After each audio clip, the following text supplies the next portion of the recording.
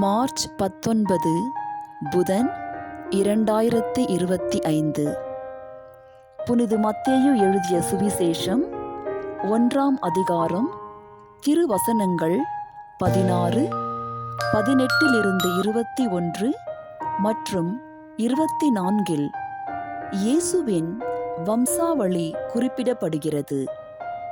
அதில் யோசேப்பு மரியாவின் கணவராக காணப்படுகிறார். யாரின் மூலம் மெசியா எனும் இயேசு பிறந்தார்?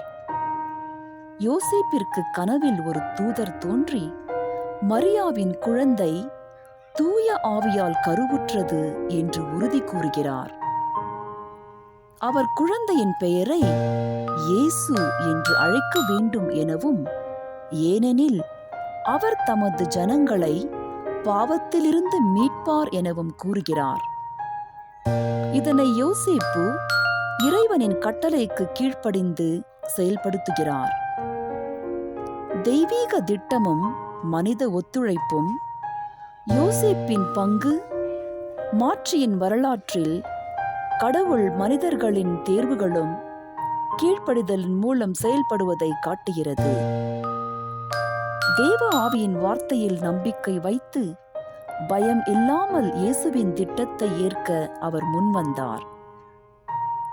இயேசு கடவுளின் வாக்குத்தத்தத்தின் நிறைவேற்றம். தூதரின் அறிவிப்பு இயேசுவே எதிர்பார்க்கப்பட்ட மீட்பர் என்பதை உறுதி செய்கிறது. இயேசு என்ற பெயர் கடவுள் மீட்பார் என்று பொருள் கொண்டது. நம்முடைய மீட்பு அவர் மூலமாகவே வருகிறது. கடவுளின் மறையுள்ள வழிகளில் நம்பிக்கை. யோசேப்பு தனது சந்தேகங்கள், குழப்பங்கள் இருந்த போதும் மரியாவையும் இயேசுவையும் ஏற்க, இறை திட்டத்திற்குள் பணிவுடன் நடக்க முழுமையாக உறுதியான நம்பிக்கை வைத்தார். நாம் கூட கடவுளின் திட்டங்கள் எப்போதும் புரிந்து கொள்ள முடியாதவையாக இருந்தாலும் அவர் மேல் நம்பிக்கை வைக்க வேண்டும். ஜெபம். இயேசுவே, என் ஆண்டவரே, நான் உம்மை நேசிக்கிறேன்.